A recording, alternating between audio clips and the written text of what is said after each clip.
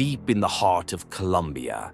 A silent giant breathes beneath the surface. This is Machín, one of the world's most dangerous volcanoes. Quiet for now, but alive in ways we can't see. And within its very core lies a field, a soccer pitch carved from risk and resilience. This is no ordinary field. It's a battleground for passion, a symbol of defiance and the heartbeat of a community living on the edge. Machín doesn't just shape the land. It shapes lives, stories, and unshakable bonds. But its silence is a warning.